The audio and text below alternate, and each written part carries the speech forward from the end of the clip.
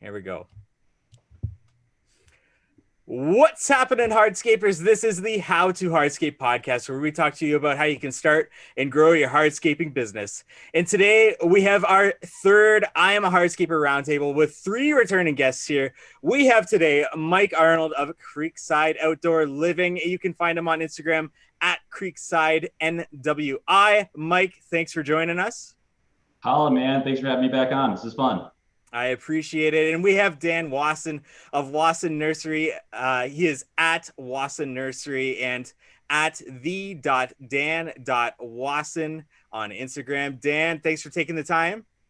Hey, thanks for having me again. Great opportunity. Great thing you get going here. I appreciate it. And finally, we have Matt Hiner of Hiner Outdoor Living. He's at Hiner Outdoor Living and at _yardist on Instagram. Matt, thank you so much. My pleasure. Awesome to be in such great company today.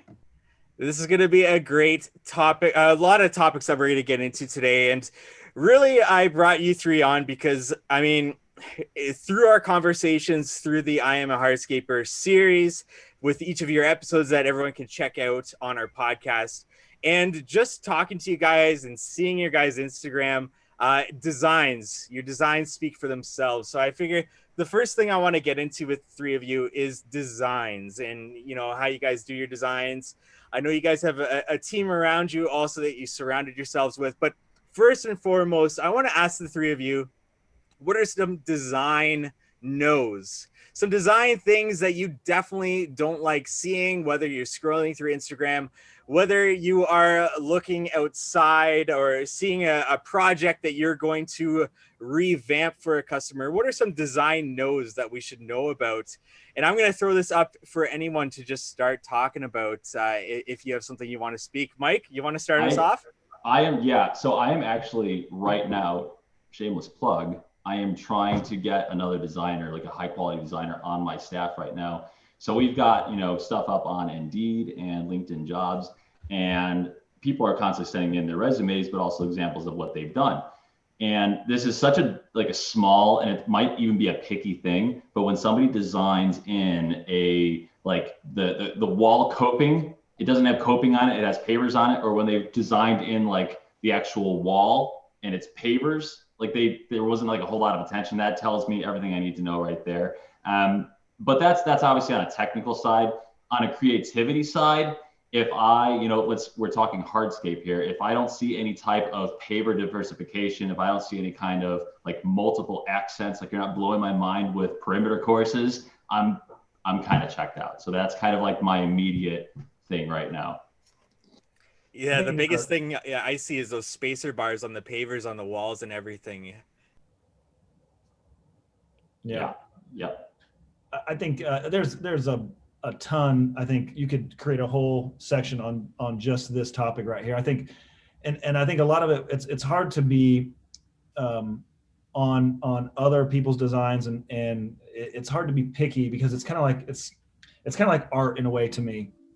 And one thing I look for though, that I'm constantly trying to get our designers to do is, I always like to bring in an element of nature within a project. We use a lot of natural stone. We use a lot of natural stone outcroppings.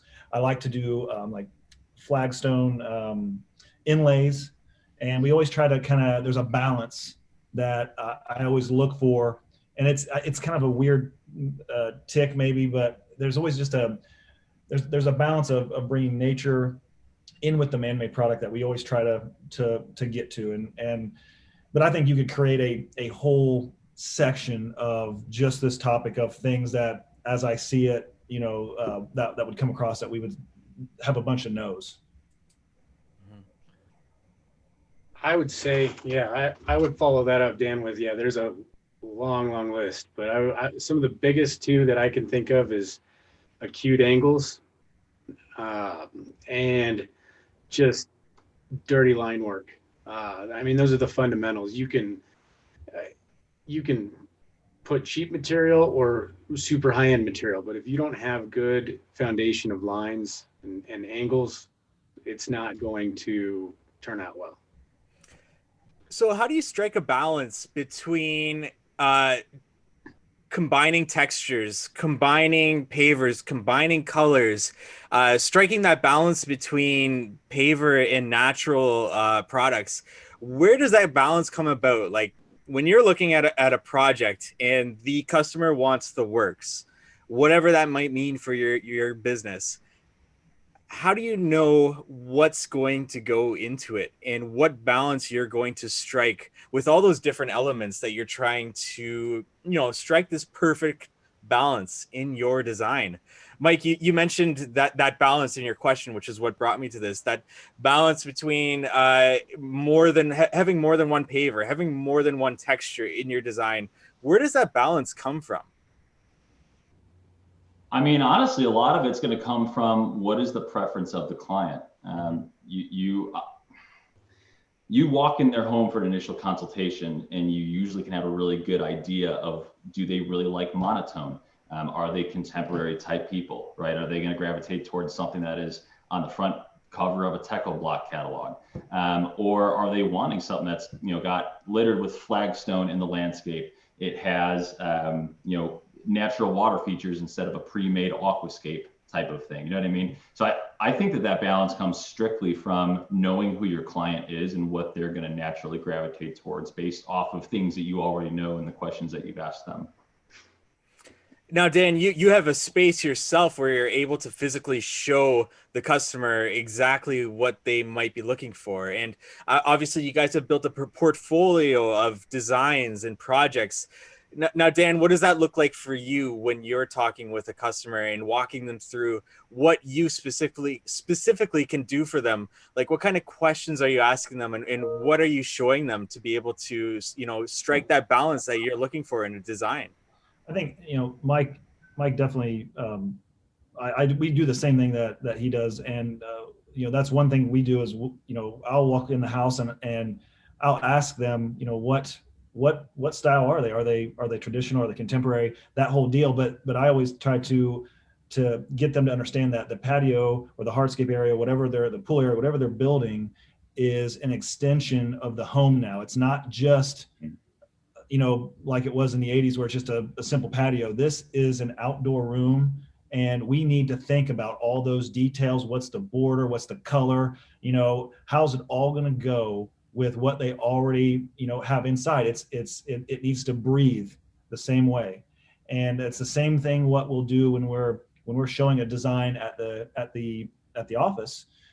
We've got it all set up there, and we're constantly switching out, pavers and things to keep it fresh. But it's the same concept of figuring out what their style is and getting them to think, of all the possibilities that is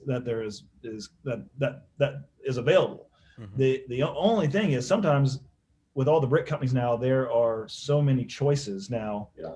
You've got to be really careful not to overload the client, because they'll see like antique, and they'll see all these different textures, and it can be overload if you just let them go to town, and you've got to use what they have in their house, what their style is, what their budget is. All that's got to kind of mix together and help guide you as a designer in the right direction. Mm-hmm. And Matt, like what turned me on to you when I first came on Instagram was your balance of softscape, of water features, whether that's ponds or your hardscapes, and your incorporation of natural products like you brought up previously. How do you strike that balance with your customer? Do you find that you have customers coming to you for your specific look that you've created for your business? Or is this something that with each customer you're sitting down and you're really trying to understand where that balance takes place in that design? I think I'm starting to get that reputation of people coming to us for those water elements. It's not something that happened overnight, and it's certainly something that you have to work towards, and you always have to, like what Mike and Dan said, you got to get a feel for what they are, and then you have to have like kind of this, this intuition of how far can you push the boundaries, how much of a spin, how on their space can you push it to open up their mind to something that they might not have been thinking about. And so You know, I try to ask open-ended questions to like, how do they want to use the space, as opposed to just diving into, you know, a list of check boxes of features that they may or may not want. You know, if you're gonna design yourself into a corner and not allow yourself to open up that creativity if you're not just thinking outside the box and providing them with a lifestyle. And so, you know, I'll find that balance just based on, you know, I'll put things in there that they didn't quite ask for. But if I am presenting those ideas in a way that they can understand, that's why I'm a fan of the 3D, is because they can really start to see a finished space. And now all of a sudden they might not have been thinking of that water feature, but now they can't see it without that water feature in there. Mm-hmm. So for any of you, have you ever designed a project, or has your team ever designed a project that was just overwhelming? It was just too much for the customer. And how do you handle something like that in your business? Like your design packages, do you have so many times that a customer can come back to you and say, can we adjust this? Can we change this? How does that work in your business with your design packages? So number one, have you ever presented a design to a customer and they've said, whoa, this is too much? Even though maybe in the preliminary process with them, they were saying like, run away with it, do what you do best. Has that ever happened to you? And how is that handled with your design packages if it were ever to happen? Mike, do you want to take this one? Yeah, sure. So what I really try to do is in the initial consult, try to gather, that's an information gaining session, right? You're trying to get who they are, what do they like, how are they going to entertain, and probably 3 or 4 other really key questions that you need to figure out. Within the scope of a design, and by the way, I'm speaking like as if I'm designing. I'm not. Like, I just want to make it very clear, like I have a design team that is like awesome. So like, you know, you guys like Dan and Matt, you guys are like you guys got showstopping stuff and it comes from your brain. And I just want to like give credit to where credit is due, because like it's not all my creativity. So I just want to throw that out there. But like me and my designer, I should say, are trying to gain as much information as possible. And we have to fit their desires, their budget, all that stuff into the confines of a property that has certain easements and has property limits and has elevation changes. So what I always tell my client is, you know, don't worry about, you know, how big this thing's going to be. You know, some people say, well, hey, I don't have an unlimited budget. And I'm like, that's okay. Like, I don't necessarily give my design team a budget to stick to. I want to show the client that if money wasn't an object, if you were going to do all this in one phase rather than 4, here's what your property is capable of being. Once we get to the presentation, yeah, I mean, sometimes the people are like, wow, this is amazing. And then you roll up the budget and they're like, wow, I can't do that. I've had before people that they're not open to like phasing that project out, because we can come up with any plan and find endless ways to phase it out. And that's honestly what ends up happening like 50% of the time. Hey, we'll come back and do the kitchen. Hey, we'll come back and do the lighting, and et cetera, et cetera. But some people I have had, it's like a small number, it's like a 5%, that take that and go, well, this is all that Creekside's going to do for us, is just this big plan. And then they go to somebody down the street that's going to do something for, you know, 25% of the price. Well, no kidding, because it was 25% of the product and the labor. So it's been kind of like different reactions like that. But for the most part, what we try to do is not have, revision is not really a word that we commonly use because it's not commonly necessary. We're trying to get the things that they would want, the things that they don't like, weeded out of the design in that presentation meeting, so that at the end of that meeting, boom, we've accomplished the what. We have figured out, we've got it. Now we can start proceeding to the how. It's very rare, honestly, that we are, you know, up against something where we're like, we'll have to get back to you with the revision. It happens. We're not perfect, but I've got a really, really great and talented team who's coming up with really cool stuff, and we're doing the revisions as we go, basically right in front of the client. So it's kind of like our system. Gotcha. So does that happen with the presentation to the client, and then you're able to do those like revisions right then and there with them? That's the goal. Yeah. That's the goal. So that obviously sometimes will take some time, right? Because it's sometimes you want to take that design back after they've told you all the things that they don't like about it. But we have found it to be much more efficient to do that like right then and there, because then they're involved, they're personally involved too. So they're seeing what you're doing, and then you start moving something and they're like, oh, you know what, I see where you're going with that. No, just go back. It's so much more productive, we've found. Gotcha. Yourself, Dan, have you ever had a client that you've presented design to and it was just overwhelming to them? It was too much. And where do you take something like that from there? Even if it hasn't happened, where would you take it from there in terms of revisions to designs? How does that work in your design packages? Well, to answer the first question, yes. I mean, we have definitely, I used to say this to the design team, it's the art can't outpace the budget. And we were doing that we still do it from time to time, but we corrected it by working on budgets. That's that's always a hard question to ask, whether you're a veteran or you're new to the business. It's always a tough question, because the biggest thing most customers say is, well, I don't know what things cost. And to be fair, they don't, but that's where you got to kind of work hard to kind of pry it out of them a little bit. And we'll start by saying, all right, well, everything you've described, what does, if I said this was going to cost 80,000, how does that make you feel? And that's how we start to baby step into getting them to understand what things cost.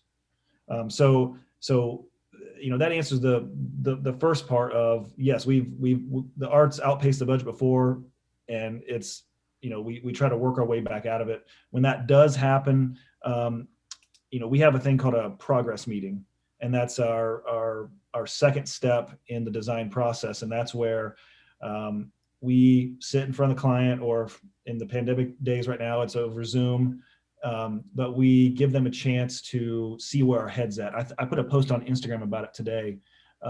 Britt one of my designers was in a progress meeting today, and presented a drawing. It's a hand drawn at that point. It's not in the computer, but they get to see where we're at. They get to know what's in our head. We do some rough budgetary items just to kind of just show where we're at. Those have eliminated almost all of our outpacing the budget, because they get a kind of a breather in the middle, and they get to say, hey, you guys are on track, we love it, continue. Or they get to say, hey, you know what, you're probably getting a little too far out there, let's scale this back and let's continue like this. So I know that was probably a long answer to what you asked, but that's for the two questions, that's how we operate. Gotcha. And then yourself, Matt, same questions. Have you ever, or your team ever, designed something that was just overwhelming to the customer? And where do you take that from there with your design packages? Yeah, I mean, I've learned the hard way of over designing, and had people storm out of my office and never call me back. And, it's embarrassing for both parties when you completely miss the budget that far off, and I've learned to bracket better and not just go for the kill with higher end finishes, but there's two different philosophies, and I try and put the ball in the client's court, and I'll tell them, look, we can either design to a budget or we can budget to a design. And the big difference is just saying, like, look, we can set that $60,000-$80,000 budget, and we can design to that number, and then I can make appropriate material selections and suggestions based off that. Or we can just design the space, and then we can budget to that design, and then we can work backwards from that concept. And I feel like the more control you can make the client feel like they have, the better. And keyword there is making them feel like they're in control. You need to maintain control of your process throughout the entire deal. But I like what Dan says, checking in with, the progress deal, sending them that way. But oftentimes, some of my ideas are so out there, especially with the water. A lot of people haven't seen that. I, don't like to show them where I'm at because until I give them the 3D, because I've given concept drawings before and they said, no, we're just going to go a different way too. And I'm like, we haven't even talked budget yet, so I there is no right or wrong way. It's definitely a fluid, process.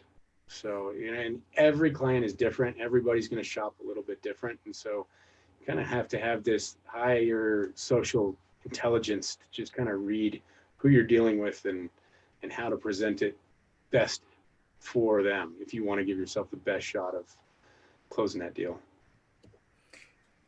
And then when it comes to these designs that you guys are doing, how do they typically translate to the field, to your field crews when they're installing, or even when a customer is seeing them on site and during the job, and they say, well, that I don't remember it looking like that, or I didn't realize it was actually going to look like that. Like, how do these designs actually translate from the design to the actual field? Have you ever had any problems with customers? Have you ever had any problems with your crew having to make some adjustments here and there? How does that typically work?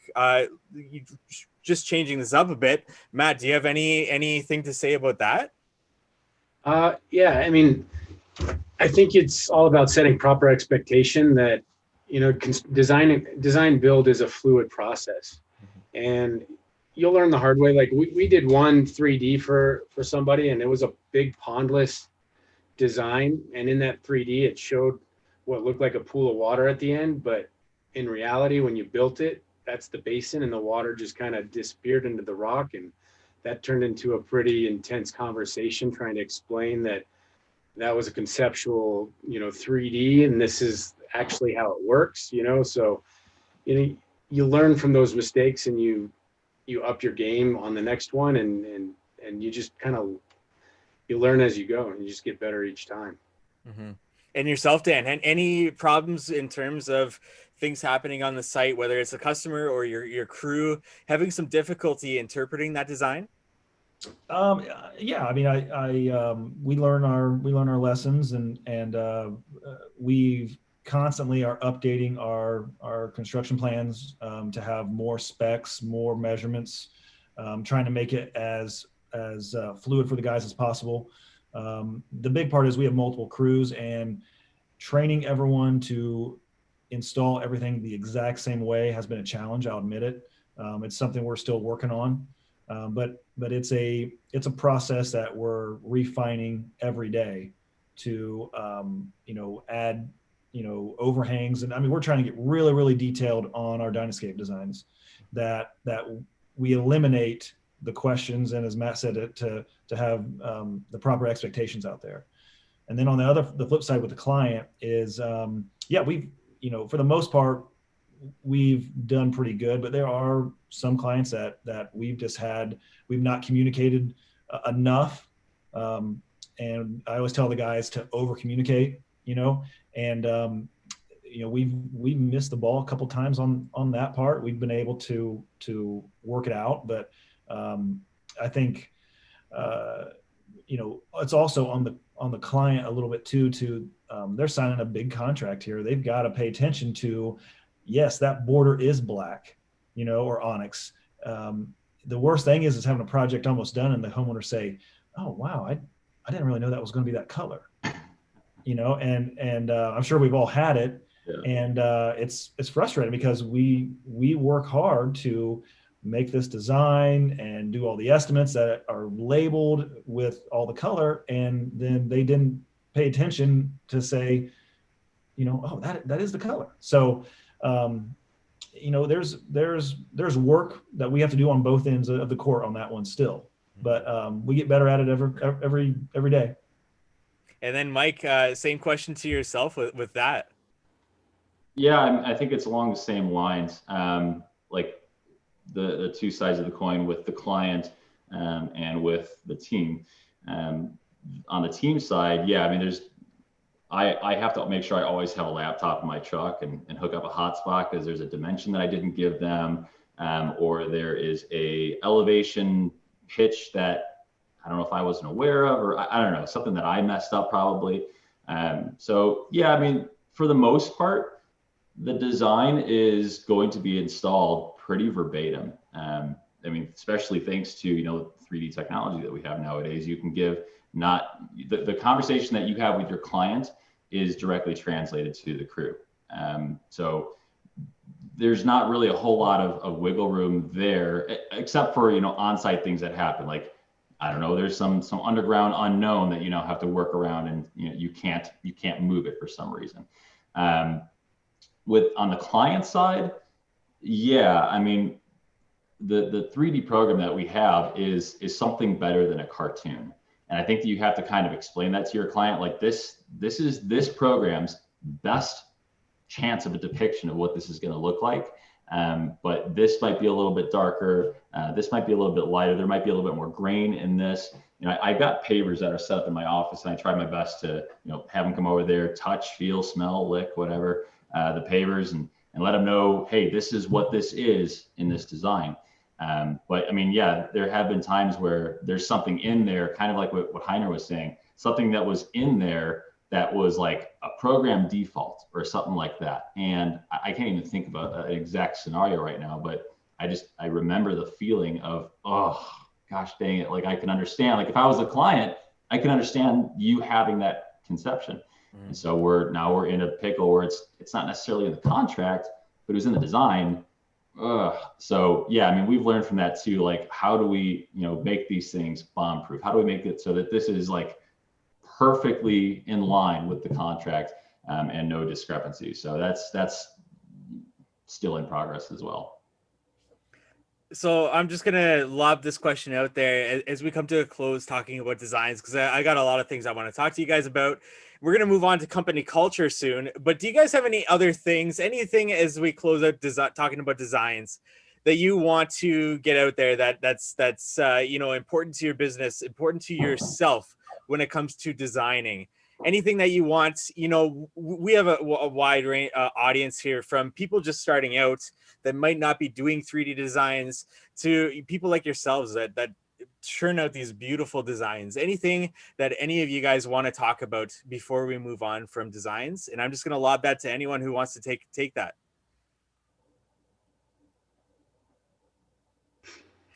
Not all at once. No.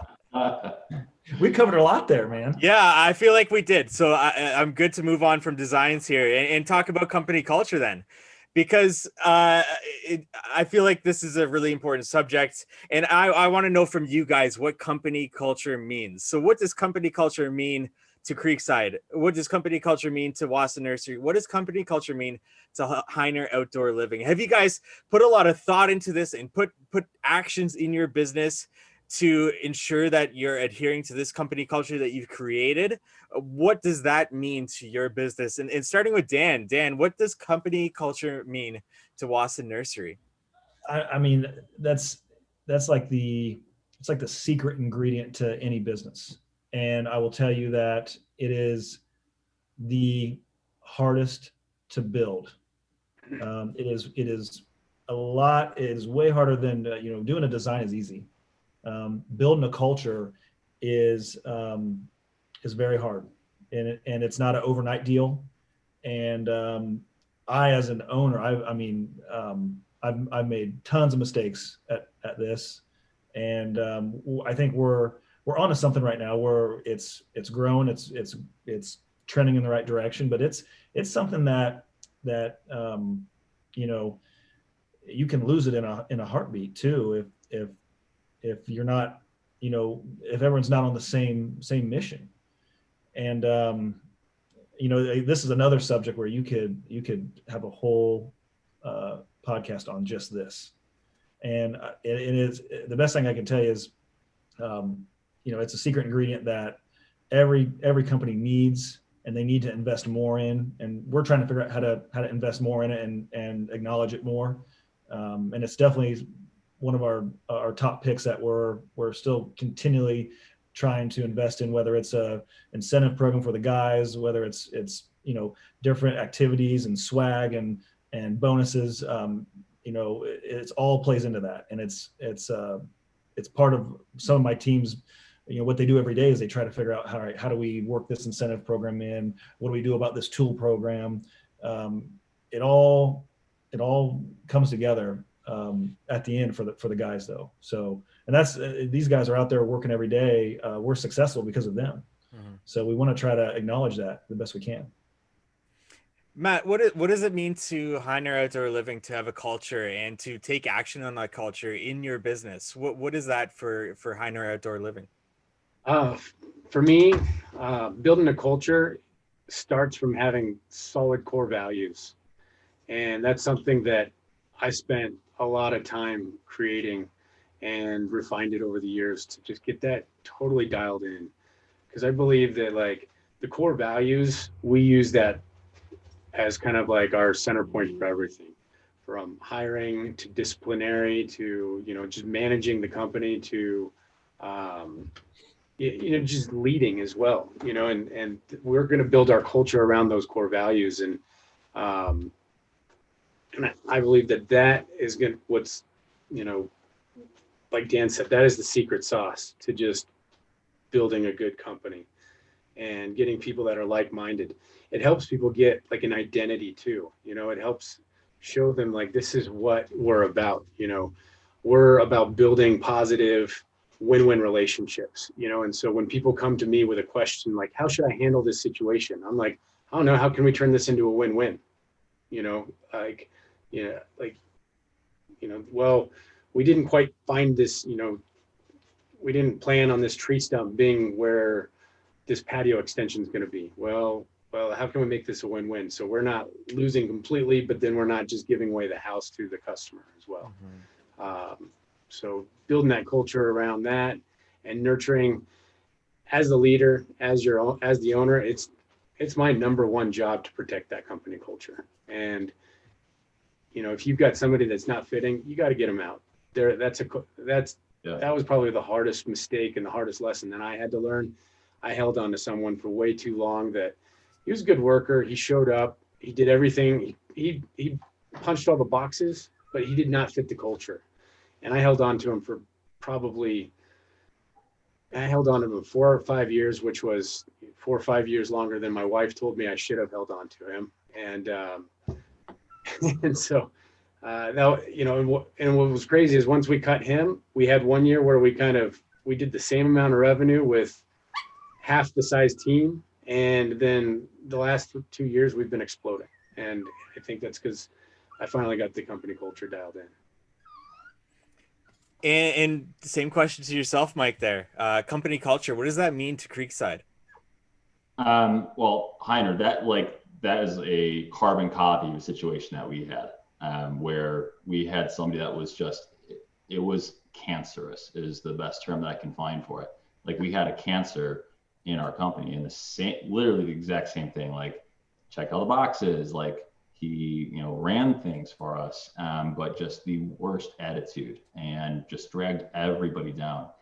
And then once we finally made that cut, which, it took way too long, self-admittedly, like it took way too long to make that cut, the attitude of the buildings skyrocketed. Like, we saw same thing, like we saw productivity on a much larger scale too. And it's amazing how somebody's like who somebody is can make that much of a difference and make or break in your company.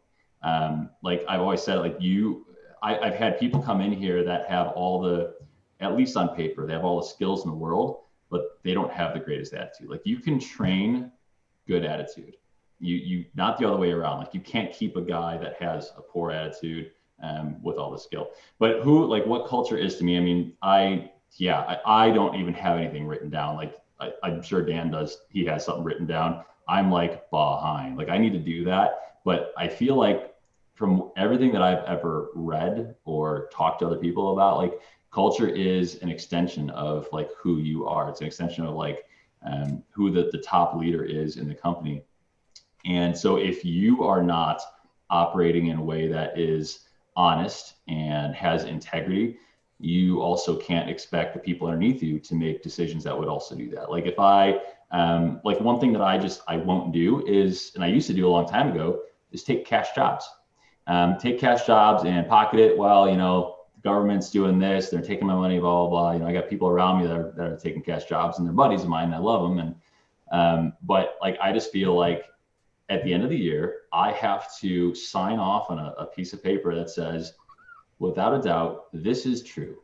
And if I can't at an unseen level maintain honesty and integrity, how do I expect the rest of my team to do that? So that is a big thing to me, and making sure that we're taking action on any other potential cancers that may pop their head up, and not just leaving it unspoken, because your team sees that. Like, they want to be at a place that they long to come to work to. Like, this is life. Like, this is, we all have companies and businesses, but I spend the majority of my life in this room, and they do too. They spend a time away from their families. They want to love to come to work. And if you're not creating that environment for them, they're going to go to somebody else who will create that for them. That's a great answer. Yeah.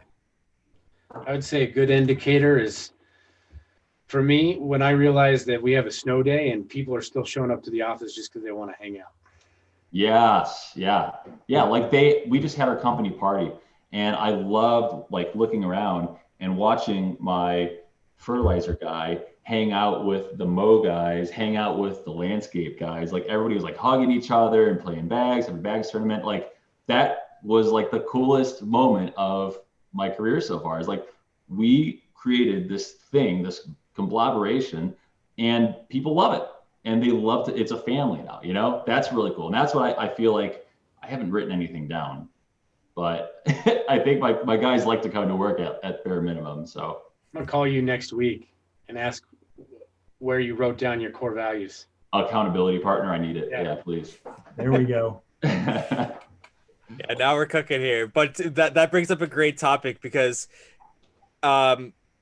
when you guys have multiple crews, you guys have people doing things that they may not see each other for some time, unless maybe they're showing up at the same time at the shop.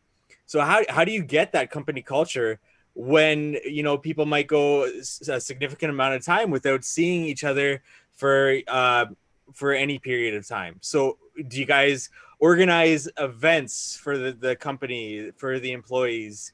How often are these events? Are these events company culture? Does that mean something to the company to organize these events? I'll just throw that question out there for anybody that wants to take it. How do you feel about making sure that everybody is a part of the same company when you have multiple crews that might not see each other for some time? What pre-COVID, we had we call it an Own It. And it was like the last Friday of every month, we would get the whole company together, and we would give out awards, have breakfast, you know, just give them 15, 20 minutes to sit down and not be rushing off to their truck, you know, just to chill for a minute. And even in May, when we're slamming and our phones are ringing off the hook, we would do that. Of course, because of the restrictions we're in right now, we've avoided those, but those were huge. I can't wait to bring them back, where we can, you know, have everyone together and, you know, hugging and just being able to be in close proximity to do that. I mean, they looked forward to it. I always, you know, it was a nice Friday thing to do in the morning before they would go off to work on a job. So they looked forward to those. It was very important. You know, I can't wait to get back to that routine. Matt or Mike, any events that really mean something to you in your company? Obviously, right now with COVID, it's not quite possible, but any events that mean something to your business, and is that part of your culture to have these events to make sure that people are mingling in your company? I don't know that we've like tried to have events regularly for that purpose. I think that we've like sporadically obviously there's a Christmas party, right? That one's pretty normal. But like sporadically throughout the year when it's super, super hot out, hey guys, you know, Friday, come back to the shop at around like 1, 2 o'clock. We're going to cook out. We're going to get some beers, some Gatorade, whatever you guys want, and just hang loose. And I think that's a very good question, because especially like like landscape guys, you'll have a little bit of crossover with communication. But like landscape to fertilizer to mowing to design department, yeah, there is a bit of divide between all those in terms of how often we see each other. So that was a question that's raised, and I'm going to make a note about that to try to make this a more frequent thing for that reason. That's a very good point. And Matt, yourself? Yeah, I love getting everybody together. One of my favorite things is bringing them in early in the springtime. Every year we normally, with this year being an exception, of course, but bringing them in and I like to cook for them and I'll man the barbecue, and I'll usually cook something that I know the guys will like. So I'll go down to the carniceria and go get a bunch of flank steaks that are all marinated, and they love it. They eat it up. And man, let me know when you're doing that. That sounds. I'm making myself hungry. Whoa. But and it's we've gone bowling. We've talked like right before COVID hit. We were talking about hey, let's go do like a glass blowing class where we could learn how to make like some yard art, just something goofy that we could do together and learn together. But the events are fun. But another thing we do, we do our weekly safety meetings where we'll bring in donuts or breakfast for the guys and just kind of use that as a time to just set regular reminders. That brings everybody together and reminds them.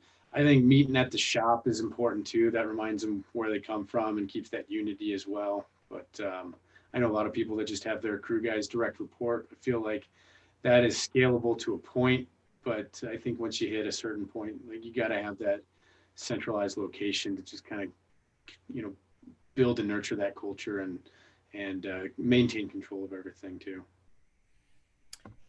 How often do you guys have a more formal meeting with each employee one-on-one and talk to them about what's important to them? Because every employee has something different that's motivating them, that you might be trying to get to the core to get the most out of that employee, and for it to be like a mutually beneficial relationship between the two of you. How often do you try to not necessarily sit down one-on-one, but kind of pull them aside and talk with them where they're at in their life to see what they want to get to next year, where they want to be in 3 years? What does that meeting look like if you do have that? Mike, how often do you try to do that in your business? So I have a general manager that's under me, and he actually is like really, really good with those conversations. He always has a really good handle on where everybody's at, where they're going. He knows if some guys have had job offers from somewhere else. He knows, what their hopes are, and if they're. Are you gonna bring me food too, or? Sorry. We'll work on Well, she's taking orders. FedEx overnight. So I personally don't have a lot of those conversations. What I will try to do personally is to show up to job sites randomly and just walk around with one of my key guys and say, hey man, how's it going? Put my arm around him, tell him I'm proud of him. And that's kind of what my role has been. I like that because I'm so busy with the sales end of things and the marketing side of things and everything else that goes on in this company, that it would be really hard for me to have those conversations on a quarterly basis or whatever basis, and then have like the brain capacity to remember where everybody's at. I'm sure I could write it down, but the guy that I have doing that is fantastic with it. And I know that it happens regularly on like a quarterly or semi-quarterly basis formally. And Dan, yourself in your business, do you have somebody that takes care of it? Do you do it? Like, what does that look like in your business? Yeah. So my COO, Zach, he will have a lot of like reviews, and I'll sit in on some of those. And he does a really, really good job. I'm really proud of him. He takes care of the employees and is able to touch them. He's in the office more than I am. When I'm out running jobs or designing, he's a go-to piece. And so that's one thing we'll do is we'll do, the schedule reviews. But I like what you guys are saying too, though, that, sometimes the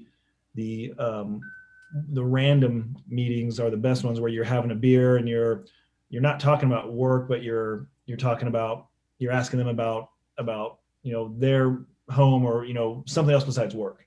And that's something I should do more of. And I do it sometimes, but I need to do it more. And I think that's as an owner, it's easy to skip out on that part. And it's also easy to a lot of times I'll only see the negative pieces, because those are the ones that stick out sometimes when things go wrong. For some reason I remember those, and I always got to remind myself, and I need to do better.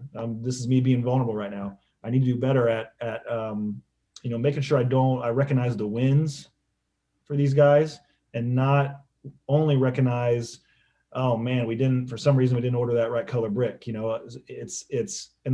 that's still something I'm working on. But that's, if I and as we as owners recognize the wins more, that is huge for these guys as well.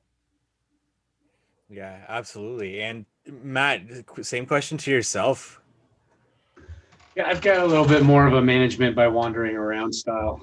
I'm real terrible about doing those scheduled, 60-day, 90-day annual review stuff. But I'm pretty good about it, with my office staff, checking in regularly. And, I always try and find that perfect balance and blend between asking them the right amount of personal questions, just so I know what's going on in their personal life, and where they want to go. And sometimes I'll take my office manager and we'll go run to the bank and make the deposit together, just so I can get her out of the office and ask her questions and get the lowdown. Everybody, she's central point of everything, so I can usually get debriefed on everything that's going on, and then I'll check in with her and just see that she's still headed on the path that she wants to be too. But I'll also like to, newer guys, if I can, I'll try and take them out to lunch and sit down and get to know them a little bit better, and make sure that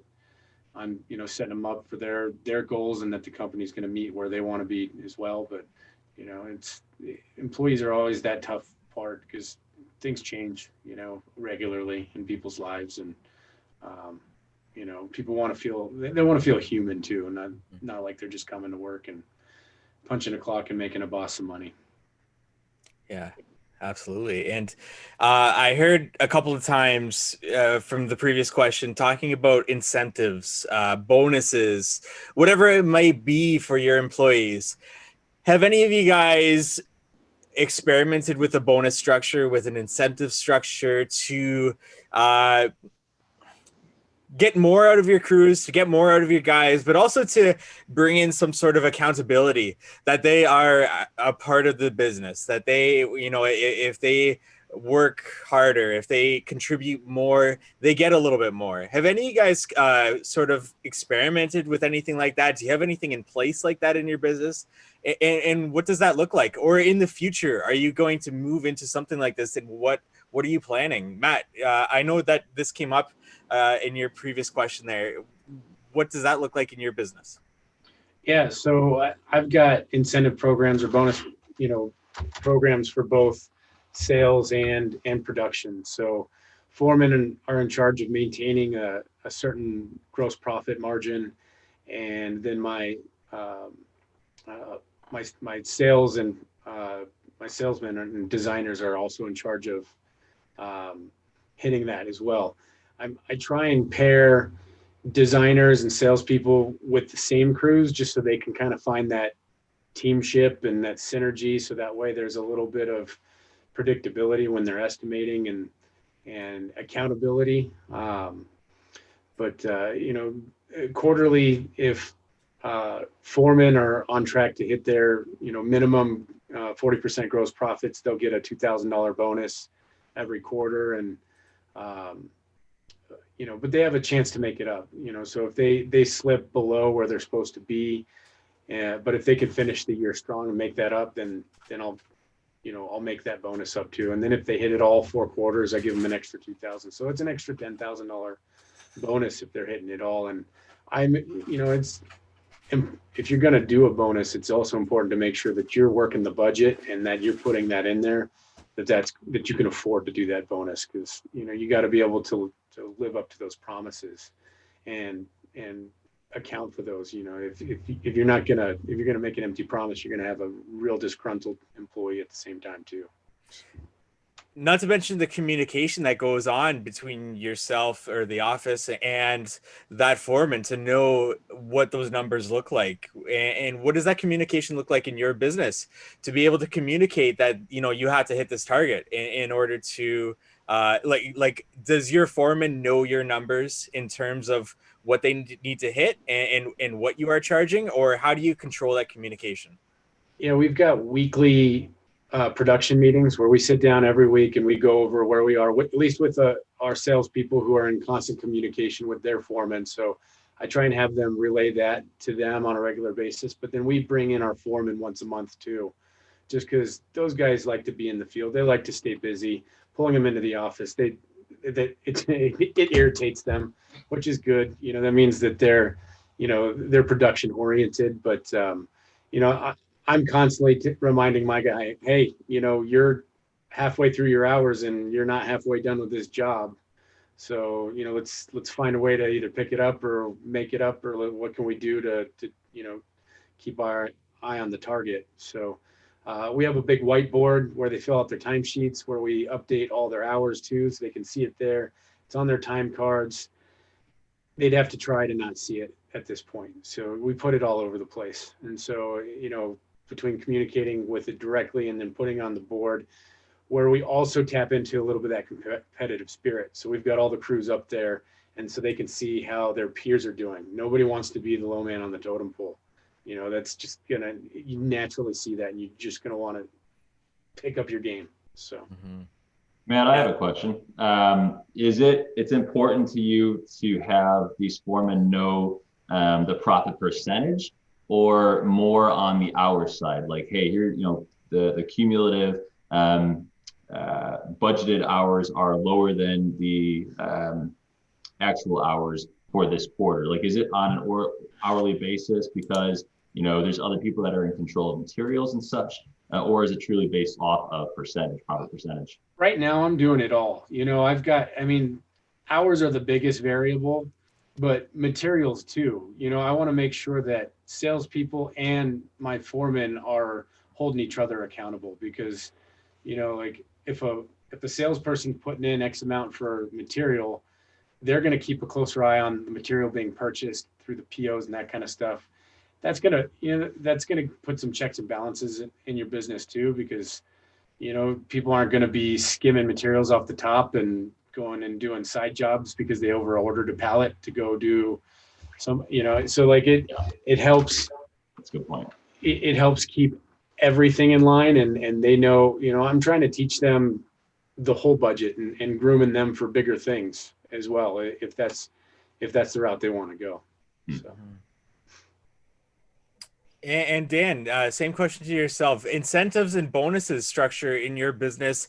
Do you have it in place? Are you looking to have it in place? How has that worked out for you? Any thoughts or opinions on that? Yeah, we have a couple that we do. First of all, very similar to Mr. Hiner, we will they get paid monthly based on how they have performed on jobs. And we do give them a target, especially on larger jobs. You got to give these guys a goal to hit. If you just make it open ended, well, hours could be way off. So we base it on hours, and that's one they get paid monthly for that. And then the other one we're actually putting in play for next year is we've got a kind of a profit sharing deal that gets paid at the end of the year. And in that, there's a lot that goes into Zach, my COO, has created it, but it's it has attendance, it's got years of service, it's got a bunch of other factors that play into an algorithm. He's an Excel wizard. So and it's got some pluses and some minuses where we can enter fields of performance, and that's going to be paid at the end of the year. And that goes into effect starting January 1. So those are the two types that we offer, and I think it's on the first one for the crew. I think it's important to give them a goal and say, hey, you beat these hours and it's a win-win. The company wins and you win, and it works pretty well. So Dan, how do you set those hours? Where does that come from? Do you keep, or do your crews keep thorough notes on production rates where you can bring them back to the office and say, these are where we're at, these are where we need to be? Is this cooked into your budget? Like where do these hours get set so that you're not setting unrealistic goals for your foreman, but you're setting an unrealistic goal based on your company? The hours, so the hours come from when we initially estimate the job. That's our set rate of the minimum of what we need to make per hour for the job, and the goal is for them to beat those. So we keep track of those. Those are tracked every day, especially on these jobs that are multiple day jobs. Those are tracked every day on a sheet.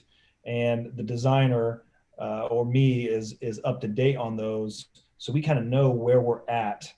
We can see something going sideways. If we like Matt said, if there's a project going sideways, we can kind of say, all right, something's going wrong here. What do we got to do to catch up? So but that's everyone has their different rate of what they want to get out of a job, and that's just some target rates that we put of what we want to make per hour on the job, and it works pretty well. I have a question following up on that, kind of for both of you. The data collection, Matt, I was had the privilege of walking through your office and saw the larger than life whiteboard where you guys have like everything listed. And I loved it. I remember I took a picture of it because I'm like, I want to do this too. Who is in charge of the data collection, and how is that data displayed? You guys have an office manager that is sending you an Excel sheet export to your phone every day, every week. Do you guys ever have issues with hours being turned in, receipts being turned in, not having enough information from vendors? Because I hear all this, and the problems that I know that we have, because we kind of try to do the same thing. It's not on the most detailed basis. It's more on, you guys came significantly under hours on this job. Here's a little bonus here. But I'm on the side of have not yet implemented, but have strong desire to. So this is a question for you guys is, where I think that I'm having some trouble and some lack. I think you guys probably have some strong suits. PO system, purchase order books. You can get them from Staples. That's the checks and balances to make sure that all receipts are turned in and going to the right job. We let every vendor know that they're not getting paid if they don't have a PO. And so, and that's standard procedure. All big corporations operate that way. So vendors are very used to those kind of strict guidelines. So, so if one of my foremen needs something, he'll call the office, he'll get a PO. Typically this is how it goes. Teresa, my office manager, she'll give them the PO. She'll either take a picture of it and then she'll put it in their box for the day. So that way at the end of the day, they can take that receipt, staple it to the proper PO, and then she'll enter it into QuickBooks, and she'll know that goes to, the Arnold job. And for every Tuesday morning, she'll print up a QuickBook report based on all those receipts and she'll be able to use that PO book to see if there were any outstanding receipts that were not turned in. So she like can, a Home Depot run that wasn't necessarily a landscape supplier. Yeah. Exactly, because there's the 3 slips. She'll take the top slip off, put that in their box, but there's still a pink and a yellow slip. And so when she gets that, she enters it into QuickBooks, and then she'll tear off the pink slip, staple that to the white and the receipt, and then that can go into the box to be filed after it's been paid. But that will tell book. She can go up. All right, 2 days ago, Flores did not turn in this receipt that he asked for. Did he end up actually buying this, or do we need to cancel the PO? So she can track down that receipt and make sure that she has it and that everything's accounted for. So that way we're putting in good data. That's the material side of things. From a the hour standpoint, the guys are pretty good about writing down the hours and then telling us what tasks they were doing that day too, so we can cross-check and see if we've got trends of, hey, we're constantly over on retaining wall hours, we got to bump up our estimates. Or demo, I'm notorious for cutting the guys short on demo. So I never think demo should be 10 grand.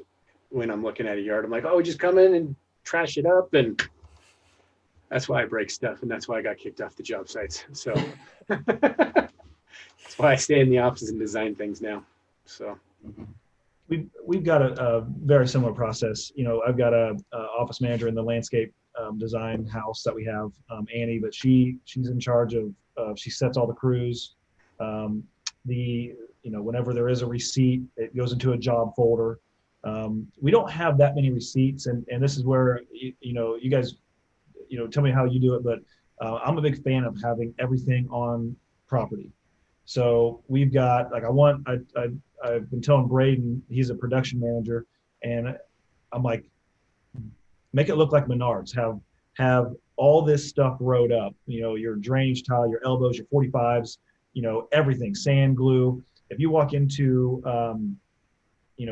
my lot, there is everything there for a landscape crew for that day. I don't want them going to a Home Depot. I want Braden to go to the Home Depot. I want to keep those guys on production. Yeah. If we do have to go get something, Braden will go get it, and he'll turn in the receipt to whatever job folder that needs to go into.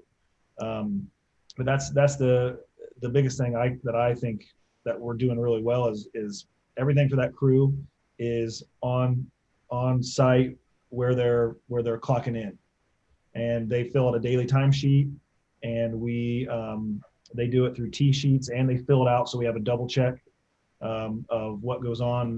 Then Braden calculates the hours later in the day, and we have a running sheet of every single job, and the team's really done a really good job of keeping track of things.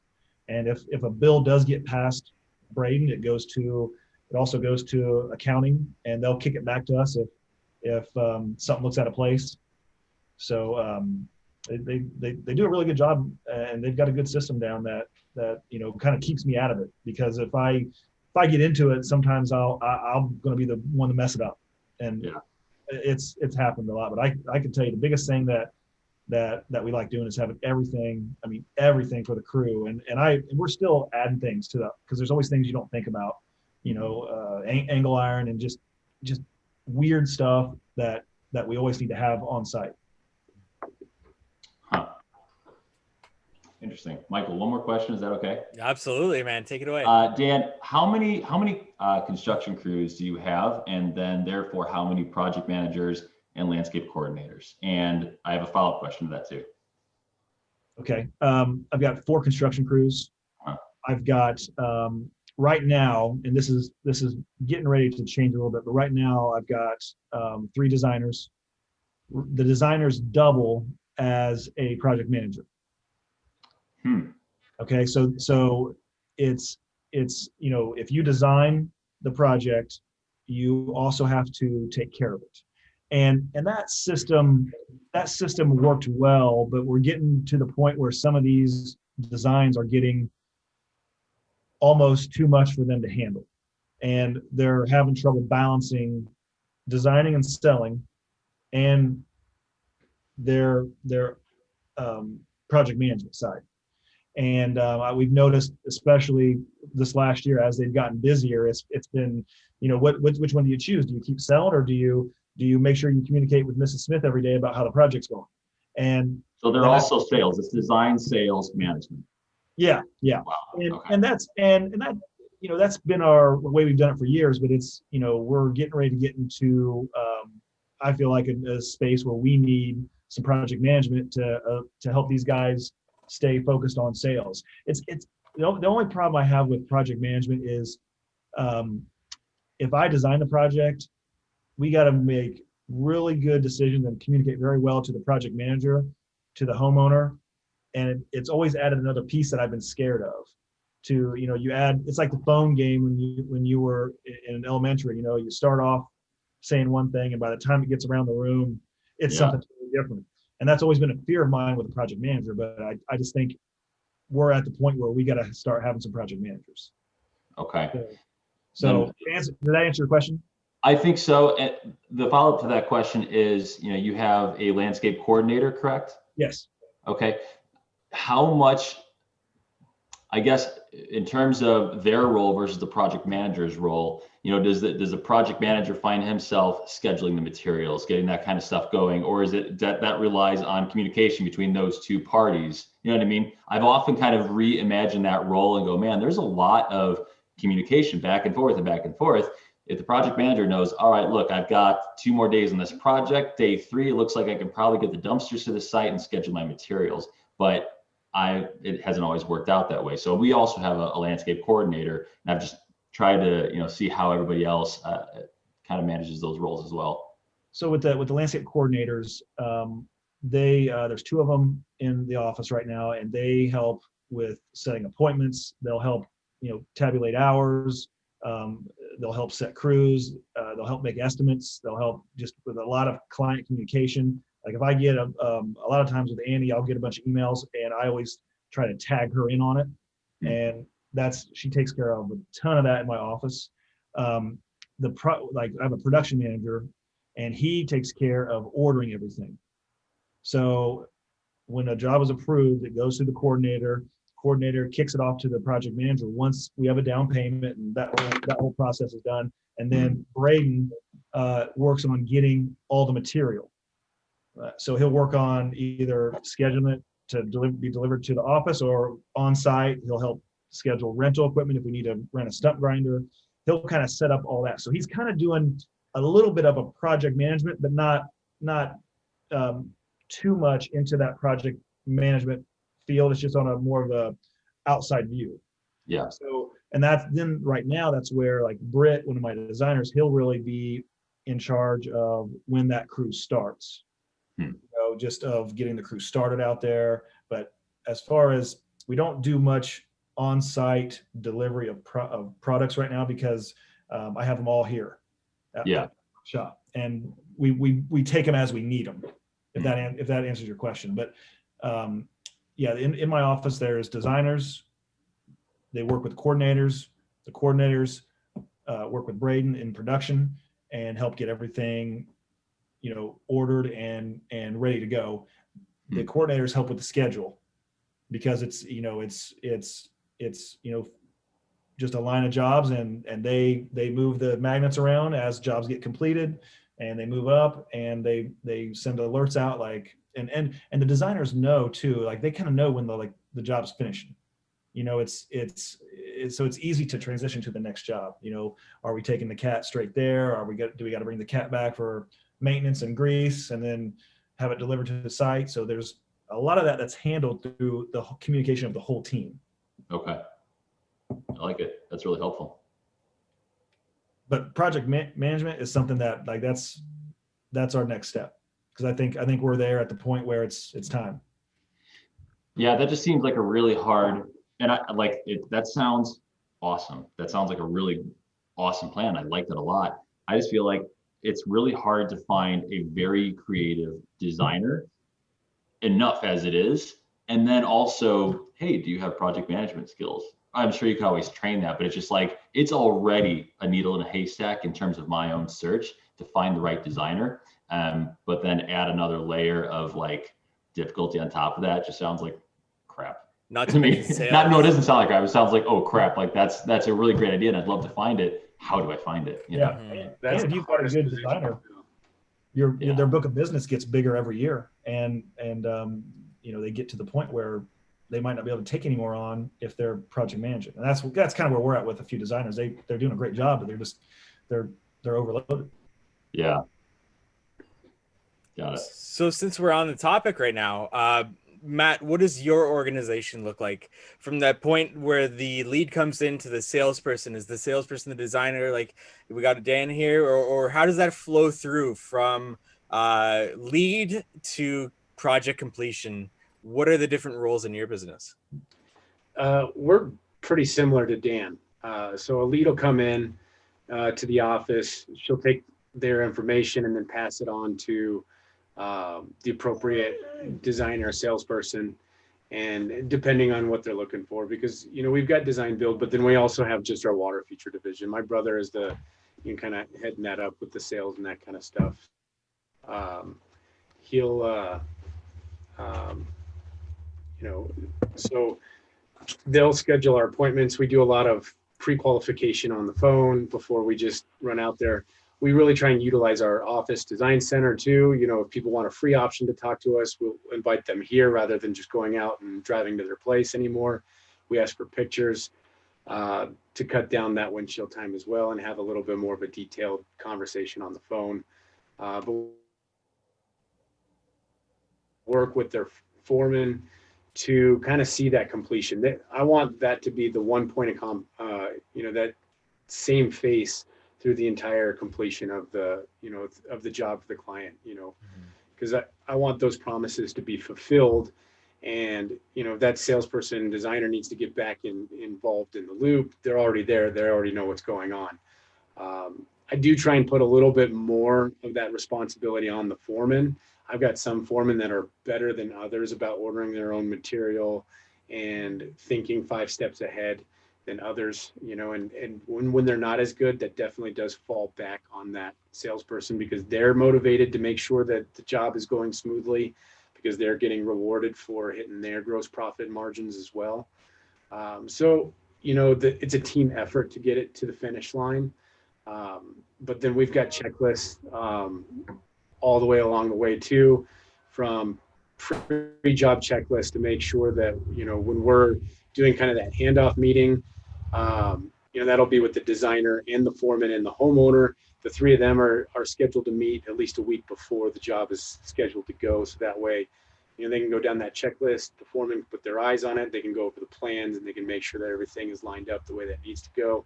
And then I want that salesperson there 2-3 times a week, just checking in, making sure that it's going the way that it should, communicating with the homeowner that it is. But then, that pre-job walk meeting, I want the homeowner to feel comfortable talking with the foreman too and asking them questions directly if they want to. We are going to get to that point too, like Dan is, where it is going to be too much for that designer to handle that much hand holding throughout the job. And so I could see a full-time project manager on our end of things too. It does add another layer of communication, but I think it's a matter of like having a consistent way of doing things. If you've got a set step process of this is how we do pavers, this is how we build a pond, this is how we do this, then that production manager can really kind of re-implement those those steps, but then just reinforce that and train that on a regular basis.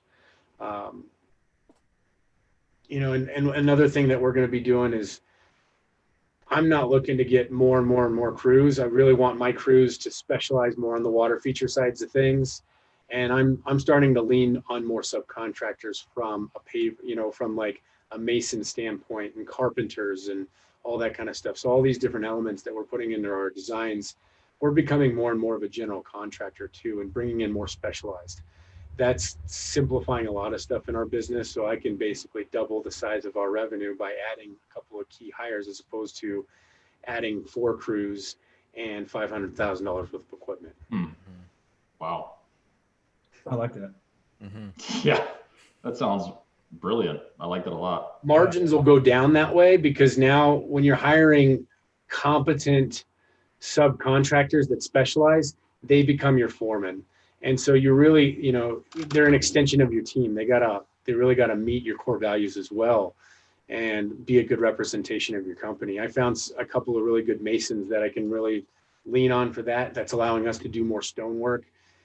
And I show up and it's better than I could even dream of doing. I mean, And you This just mason's a third generation, mason. And, I look at some of the chiseled stone that I'm doing. He's doing it for cheaper than I could and a better job than I could. And so you were able to make a good margin on a subcontractor as well. you can, yeah. There's some things like pools, like I'm sure you're not going to get a 40% markup on a pool contractor because you're going to price yourself out of a job, but you got to ask yourself, what is that margin? At the end of the day, it's what you keep, and you can't price yourself out of a job, but if you're still able to keep 15-20% at the end of the net at the end of the day, you're still running a really good business. That sounds like exponential growth to me, because then, I mean, you're not even limited to your region. You can take on a job that's in a completely different region that you may need to travel to do an initial sales or a consultation.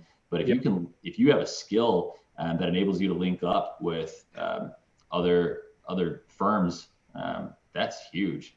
Well, point in case, like water features, which is becoming kind of our in-house specialty. I've teamed up with, we're in Colorado Springs. We're an hour south of Denver, which is a mega market. There's millions of people in Denver and a lot of really good landscape firms. We've become the subcontractor to some of these other design build firms who are now leaning on us to come in and build their water features. And role reversal, if I were to sell a design, I could then reach out to them and have them build my designs, and then we build the water feature. It's a lot easier for us to come in and just build the water feature and then let them handle everything else. Wow. That opens up so many questions that I have based on that. And, one thing that really just sprung to my mind here as Mike asked that question is, has it ever sprung to your mind, or is this maybe something that you guys have planned for a longer term vision to expand larger? But has it ever crossed your mind that with what we have right now with social media and our huge area that we can reach with our social media, with the following that you guys are building with this social media, has it ever crossed your mind that you could do what Matt is doing, United States wide, where, people come to you for your designs because obviously they speak for themselves, and you're able to be that general contractor, or you're able to design for people, nationwide? Has this ever crossed your mind that, this is the long game of social media in terms of Creekside, Wasson Nursery, Hiner Outdoor Living? Is this something that you guys have planned? Is this something maybe you don't quite want to get into because of that? Anything in terms of that? Yes. Yeah. I mean, Who wants it, me or you? I just got done talking. Let's hear you. All right, I'll go. All right. So yes, I think that especially with the exponential reach of a potential audience that you have with social media, if your content is creative enough to reach a nationwide audience, then you should capitalize on that in some way, shape, or form. Whether that is a in-house design that enables you to blast ads to the United States or Canada or your dog in Colorado, then it's a shame, frankly, to not take advantage of that. I really like the idea of having like a travel crew. I'm sure all of us here follow Jack Kelly at Imagine Design and Build, and all want to be big Jack Imagine. I mean, he does some really cool stuff, and he is sought after because of the brand that he's built, because of his social media following, which has come to him because of the amazing content that he's put out. And so we've gotten called. Our office is located in Northwest Indiana. But I get calls from Michigan and places north of Chicago. And I first of all charge for the consultation to make sure that it's worth my time going out there. I'm not going to screw myself, but I'm hoping that they pay the consult fee so I can go out there, and I'm hoping that they do the job, because I really like that. I like the area that we're in, and a lot of people are, I think, very content to stay within their own region. It makes sense. You've got all your relationships already preformed. You've got a name there already. But I kind of am an adventurist a little bit, and I like to venture out a little bit and do, I mean, I like to say that, hey, within this year alone, we've done projects in 3 states. That's freaking cool. I'd like to say 4, I'd like to say 5, and kind of embrace the challenges of, another region, not necessarily Colorado, because you got that taken care of, Hiner. Not gonna tread on your territory, but I mean, like, I want to know, like, I've got a buddy. He works for a company called Arco Murray, and they build Topgolfs, and he is usually the GC on all these Topgolfs. And I love the conversations that I have with him about the challenges that he's up against with, okay, there's this new soil type that he has to learn now because he's got this subcontractor coming in, doesn't really know the terminology here. That's just fascinating to me. So I think if the desire is there, go for it. And I think if your content's creative enough to reach semi-viral a little bit and be seen in front of people that are nowhere near your region, then I think that should be a part of your business plan. If nothing else, something to chase after, because it's too easy just to get lost in the day-to-day of what you're doing. And I think it's good to have, I mean, will I ever do a project in all 50 states? Maybe not, but can I say it'd be really cool to, and maybe try to kind of chase after that? Yeah, it's cool to have a really big and lofty goal. Dan, Wasson Nursery already has 2 locations, right? We actually have 3. 3. The first one where we all started at, where Dad started the company, and then we've got, which is Union City, we've got Muncie, Indiana, and then we got Fishers, Indiana. So any plans to expand based on what we're talking about here? Any plans to come up to Canada? I mean, I have a, I love to adventure. I love that. And I love designing. I love what I do. And I try to think about, first thing comes to mind is like, how can I squeeze it all in? And it's hard because, like, right now, just even what we have just been through, we are slammed. I mean, we're still trying to put patios in right now. I mean, we worked yesterday putting pavers down, and we were plowed snow today. And the answer is yes, I'd love to try to figure that out. Right now, it's taken about all of my mental bandwidth to keep up with what's coming in right now with just where we're at. And my only worry is I don't want to just keep absorbing different tasks and then I'm not as good, I'm not as focused on one, you know what I'm saying? Like that's the part that scares me, even as a designer. I don't want to, have too many designs and not able to channel the right energy. Mm-hmm. So that's a tough answer, because I would love to try to figure out how do I work from buy an awesome RV and work from an RV and travel the country and kind of do these awesome designs and still have everything running perfect back home. It's maybe sometime in the future, but right now, as far as expanding the other locations, I'm really content at where we're at. I think there's a balance in growing too fast, and there's a balance in getting too big. I'm envious of I like what Hiner said. I'm envious of being a smaller company, being able to be lean. I think that's something we're always looking at, because as your company grows, that profit margin is harder and harder to keep, or to keep high. It just doesn't equate.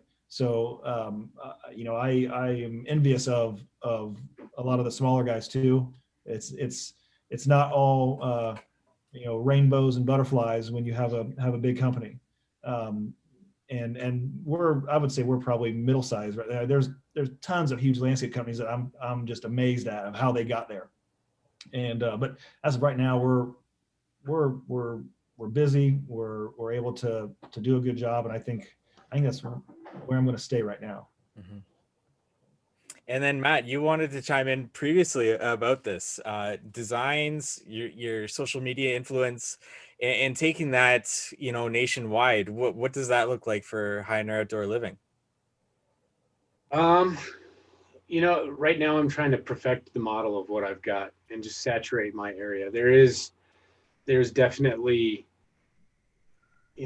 something special about keeping it simple.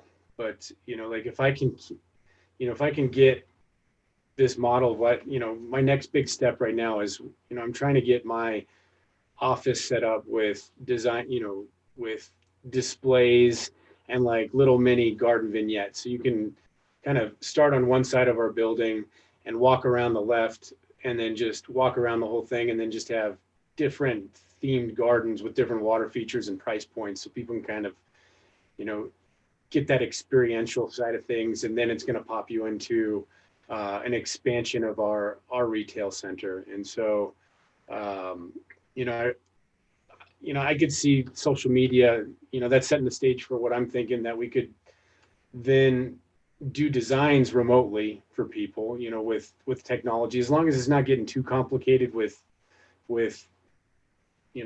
grade changes and technicalities of pools and codes and that kind of stuff. I think there's always going to be a need for a local specialist. Mm-hmm. And you can, without actually flying into a certain place, if you're going to be a travel designer, like, there's you can only go so far without setting people up for failure on the build side of things.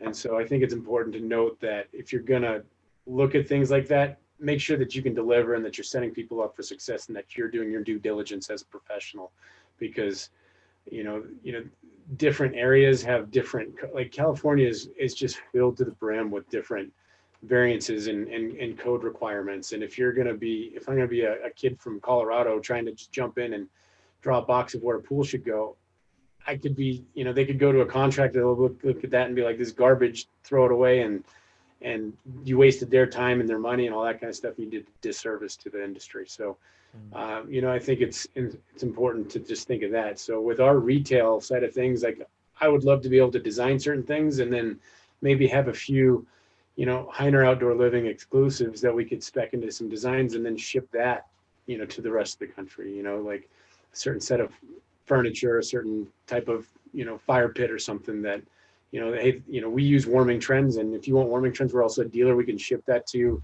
your house to make sure you get the proper flame for your backyard. So, I think that would be one angle that I've been considering on how to expand to a nationwide operation.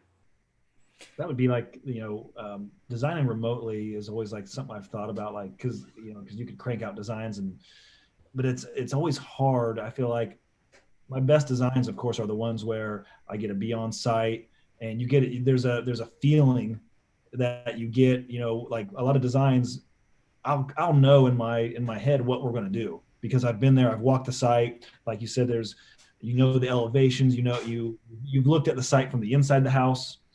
That's always the fear too, is when you do something remote, how good is your design and your product, because you can only do so much remote.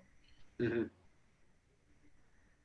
Definitely. And there's a few different avenues I can take this right now, but because earlier we were talking about company structure, and obviously you guys have a lot of different positions that you employ. My question is, how do you know when to employ a general manager, a COO, whoever it might be? When do you know that you need another designer on your team? How do you make these decisions for your business? Because, like, there's a fine line between stretching yourself too thin and hiring somebody because that you're going to, they're going to bring in more money than what they cost. Mike, you're hiring a designer right now. You talked about having a general manager. How did you know at these points in your business you needed this person to step into the role? I think for me, it was twofold. Number one, hiring for my deficiencies, being hyper aware of what I'm not good at or what I'm terrible at, and going, if I'm going to grow this, I've got to get somebody that's better than me. And I think number two, feeling the pain of not having that person. So, when I hired my COO, his name's also Mike, which is frustrating sometimes. People call in, they say they want to talk to Mike. I'll let you imagine the rest of it. But I firmly believe that like God put him in my life, because I wasn't necessarily like looking for a COO or a general manager. I hired him as a person he was the GM of a local True Green here and did phenomenal with it. And I really wanted to grow the fertilizer part of our business. And that was an easy decision. But I quickly learned that he had many more skills beyond just fertilizer. And as a matter of fact, it was a conversation at a burger joint that we had one time where he goes, "You need me as your GM." And I'm like, "Yep, I do." And it was literally in the parking lot where we made the decision and like renamed him, because he was just he just started gravitating towards filling these roles and helping where he knew that he could. So, I mean, that's with a designer, of course. I mean, our turnaround time right now on designs is 3 or 4 weeks. And when we're heavy, it can be maybe 5 weeks. And granted, there is a ton of time that goes into every single one of these designs. Like, this is not chicken scratch. Like, this is well thought out, detailed, researched, 15 to 20 hours sometimes into a single design, which, you guys may be on the same wavelength and even have more hours that go into design. And when we have a high volume of people calling in needing it, I mean, it's kind of a no-brainer. Like, I know that I need it because I'm feeling the pain of not getting things back to people in a quicker manner. So I think the two things for me is like hiring for where I'm not the best, and when you're clearly overloaded and you need some help, kind of delegating certain tasks. Dan, when did it become apparent that you needed a COO? Did you go hiring outside of the company? Did you look within, and other positions really in your company? When does it become apparent?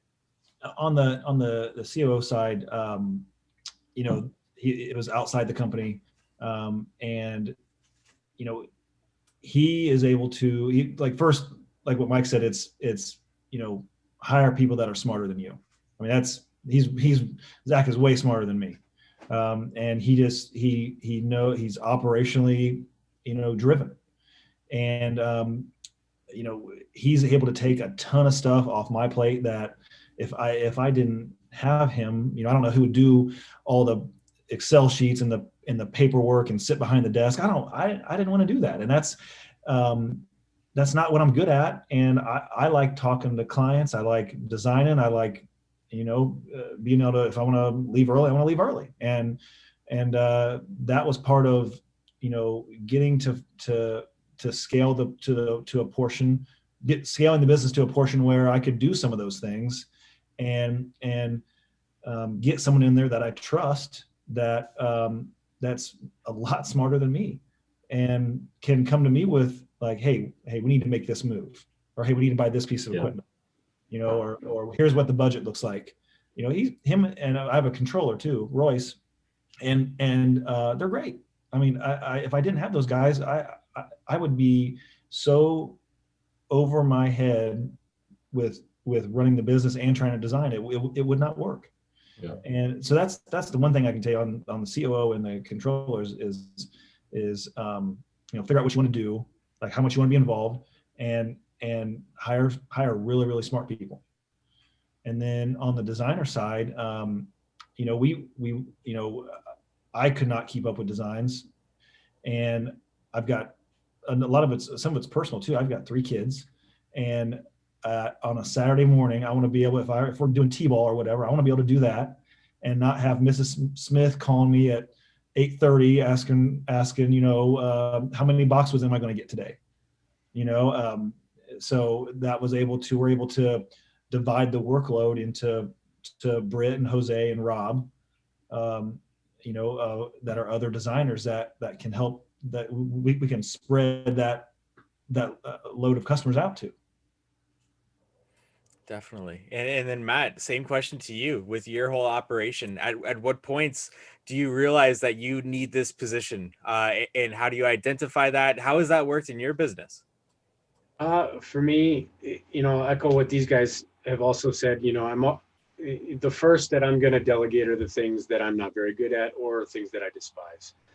I think it's important to note that it can be a scary thing to try and hire somebody, a brand new position that's new to your company, and you don't even know. So it's more important to find the right, athlete and then put them in the right position. So what I say and mean by that is make sure, I'm going to lean back on my core values again. Make sure you're hiring the right person that's going to fit your core values.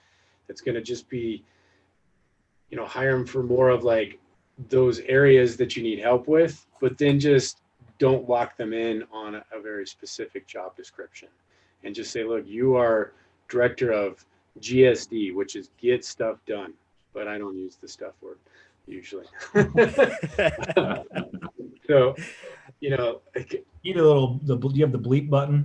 yeah, the ready? bleep button. I figured I'd save you the post edit there. Yeah. Um, you have to look at it as an investment in your company. We can take our profits and we can buy equipment. We can take our profits and we can put it in stocks. Or what I've also done is I've taken future profits and I have hired people that I didn't quite need just yet, but I knew that they were going to be what I needed to get the company where I needed to go.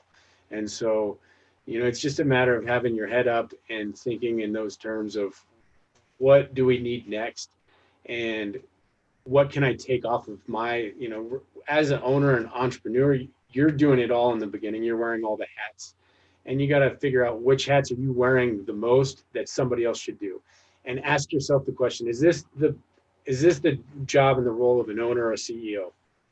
Or ask yourself, if you're Dan and me, like, I like to design, is this what I want to be doing with my time? If it's not, then you want to create a position to be able to delegate that off and get that off your plate. As an owner, that's your job to constantly be asking that question: is this the job of the owner and the CEO? Or delegation, I always found it's hard for me to let go, and I need to, but I've always struggled with it, of getting it out of my brain and saying, all right, I need you to do this, because I've always been I've used to be the guy doing it. And so I've learned, I'm doing it better. I still need to let go of a lot more, but delegation is hard. Mm-hmm. It's your name, it's your reputation. I get it. Yep. Trust but verify. You can't just hire somebody and hand them the keys and walk away. You have to train them the way that you do it. And you got to write that stuff down. You got to make those processes. You've got to make sure that you're setting them up for success and that you're training them on the way that you want to. So they're doing it the Hiner way when you're not looking. And then you got to have meetings and checks and balances to make sure that they are doing it. That's why I've got a lot of checklists. And that's why my project managers and my salespeople, they're not eligible for their commission if we don't go to that job folder when it's closed out and they don't have signed and filled out checklists that that the homeowner received everything and that the homeowner was happy and all that kind of stuff. So it's not just a numbers game, it's about fulfilling that experience as well.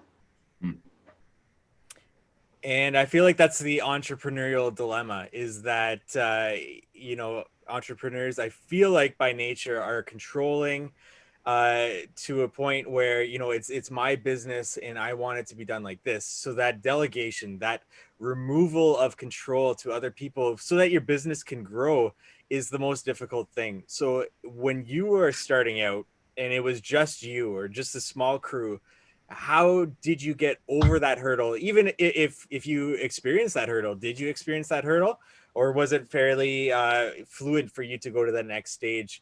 What did that look like in your business? How did you get over that delegation hurdle? And what does delegation look like in your business, Mike? Yeah, I started out mowing some grass and trying to pay my way through college. And it started blossoming into landscape jobs. And then it went from landscape jobs to more hardscape jobs. And the paver side of things was, I mean, that's an art. Anybody, I should use the word anybody very delicately. Not everybody can plant a plant, but most people can plant a plant, right? Not everybody can lay a paver patio. So that was when I'm like, I need to start advertising for people that are specifically skilled in brickwork trade, in hardscape trade. So that was really the first point of delegation. And then it moved on to, wow, QuickBooks, what, who?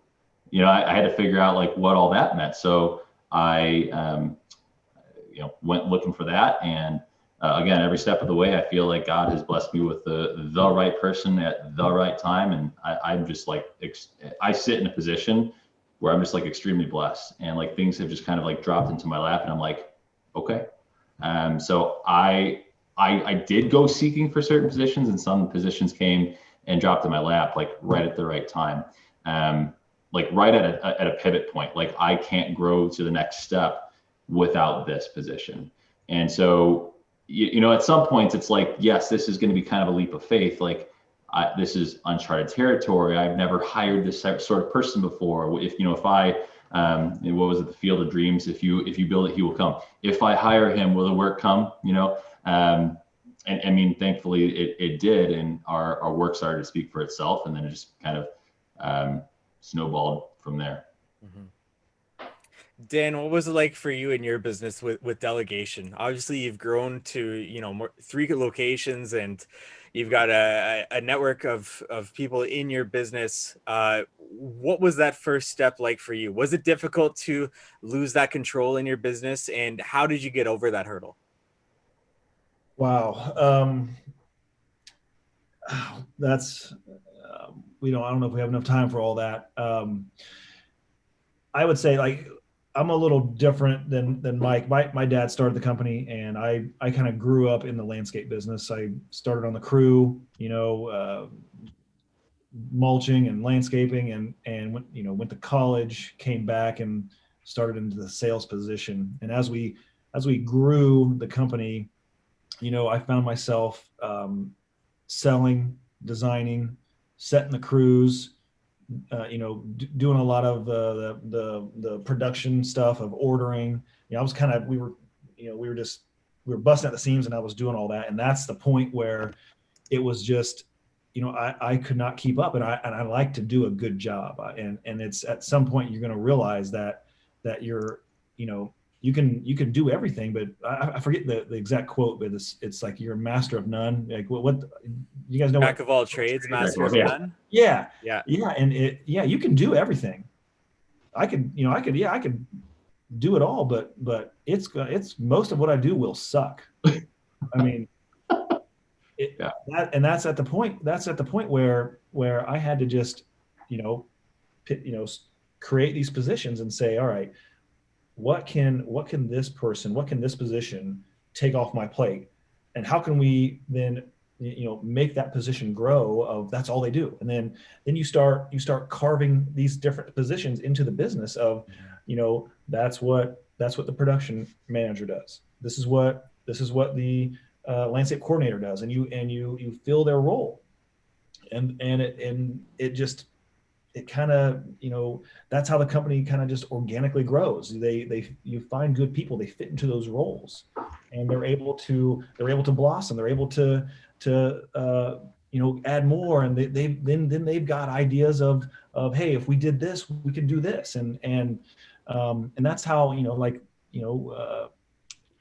I say it's hard to delegate, Annie will automatically just, she'll be tagged in on an email, and she'll just take care of this note that, I didn't have to call her and say, hey, can you take care of that? She's did it.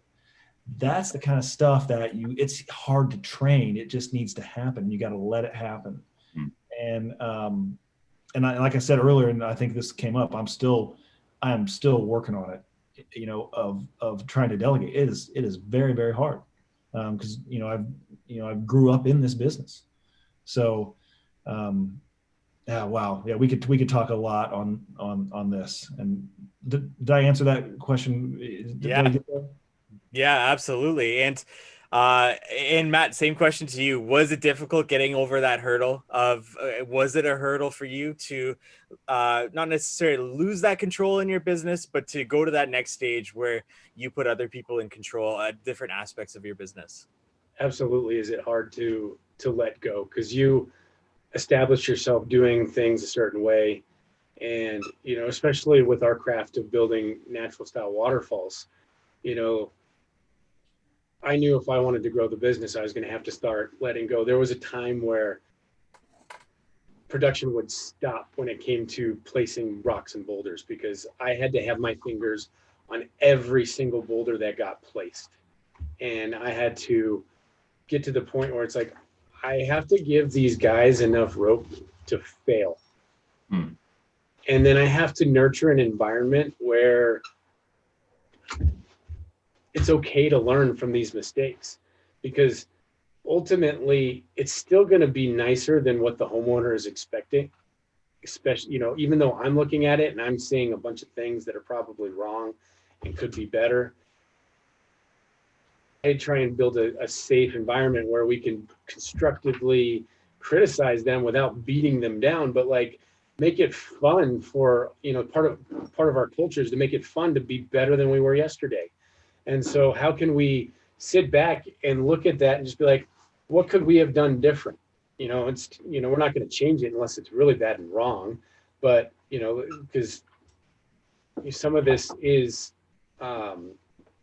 subjective. It's not,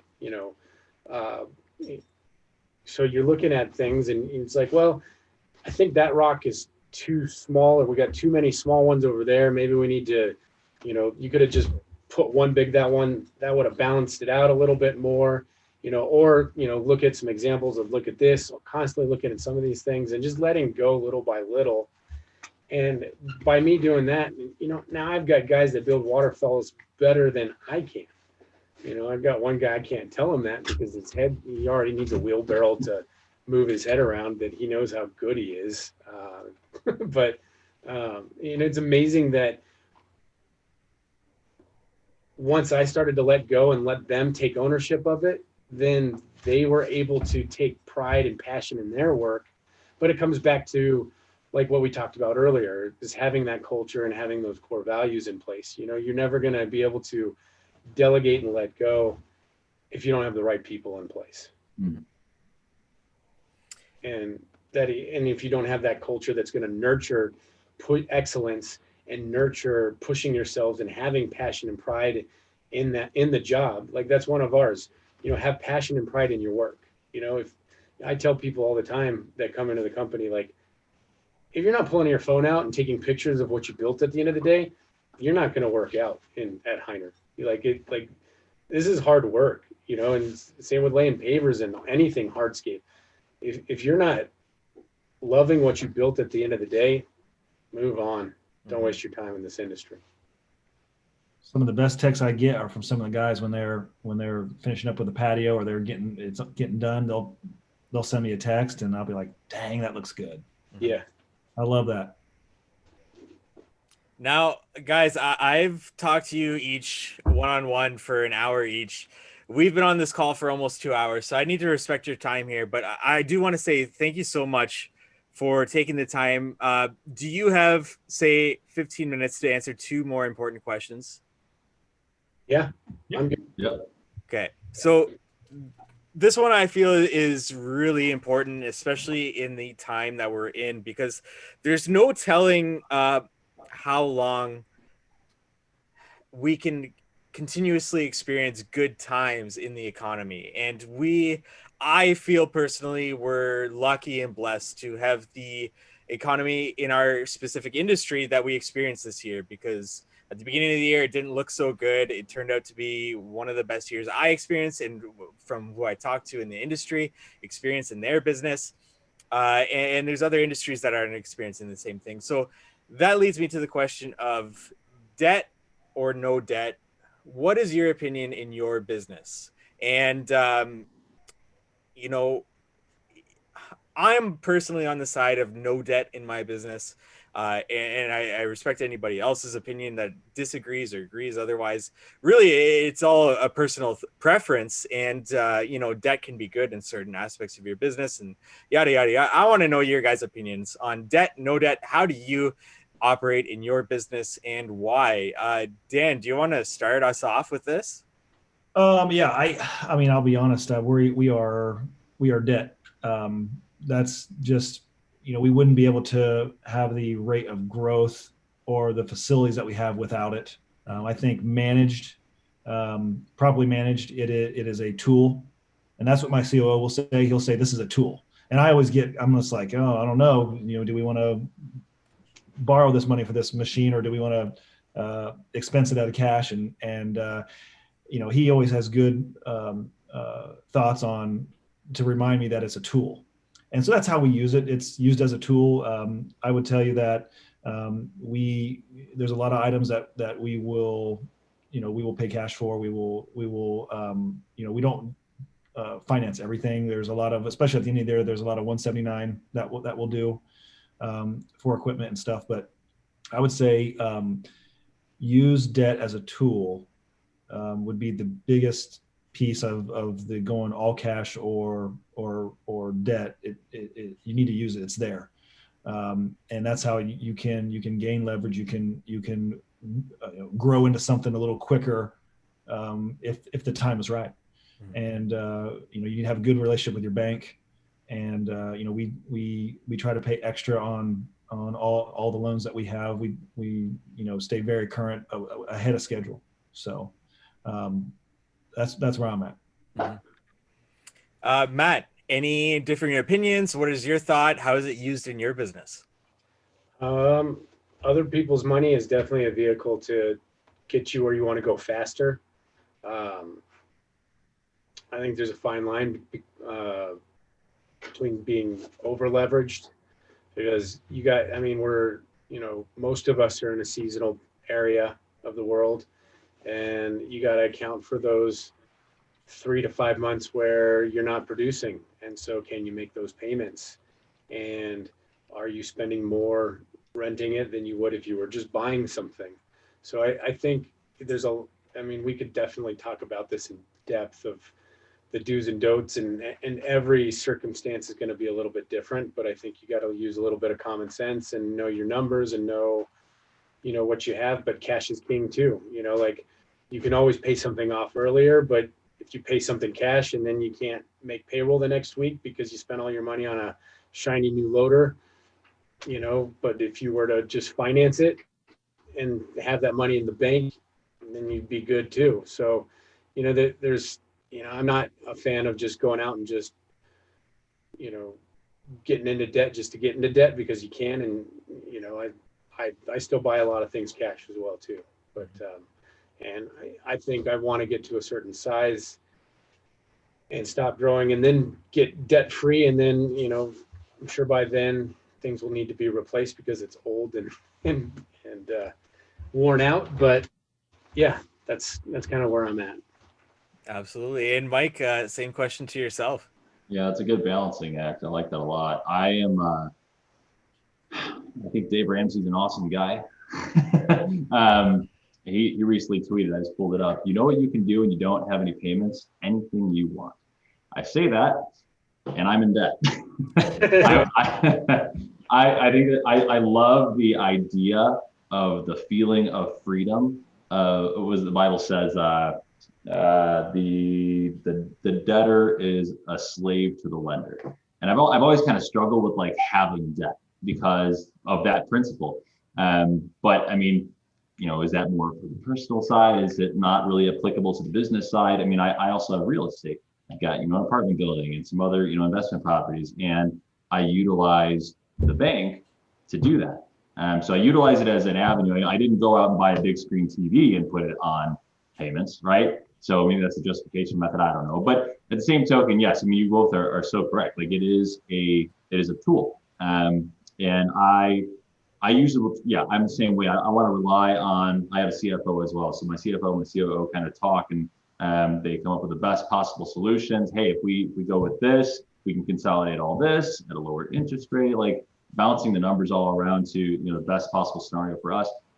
We had to go buy a few new trucks. Okay, well, which one of these companies is going to give us 0% so that we could pay it in cash, but we're going to take the 0% so we can now have the capital to go bulk buy on this material and get this specific discount. So I love the idea of being debt free, but we kind of had fork in the road moments where we had to make decisions. Do we want to stay where we're at and be comfortable or grow? And the answer was to grow. And growth required other people's money at a price. So it's uncomfortable because now you're in a position where you have to, you need to do things to make sure you can feed that piece. Whereas before it's like a little bit on the lenient side. If you go say 2-3 weeks of no work come in because another COVID happens, well, you can go, all right, no big deal. That's a comfort that you would have right then and there. But at least where we're at right now, where we are on the debt road, but I have definitely goals and dreams of being debt free for sure. Absolutely. I think a lot of it, also when you go the debt route, I think what's been helpful for us is the CFO and COO they've created a budget. So we have a working budget, and that debt is plugged into the budget. So we know, where we have to get to make sure that things don't get out of hand. And we follow the budget. Mm-hmm. Cost of doing business, and you've got that cost built in, just like you've got the cost of the electricity and everything else. Yep. And that's what I would say. We talked earlier about growing and how big you want to get and all that. And I would say you need to think about that, especially if you're new to the business of I used to joke around and say that, we've kind of created a monster, and it needs fed. It ain't no joke. And and you got to make sure that this monster gets fed, or things get bad. So you got to make sure, or if you're wanting to grow and you don't have the cash and you're going to use other people's cash, that you're ready to step into that role of, all right, now the juice is running. Yep. Definitely. And as we come to a close here, I have my final question about struggles in your business right now, and it's a doozy because I want you guys to dig in and think about what is your biggest struggle right now in your business.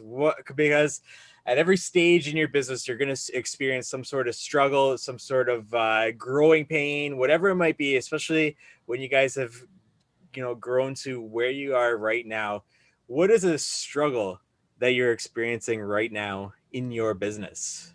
Mike, do you want to kick us off here? Personnel, dude. Yeah.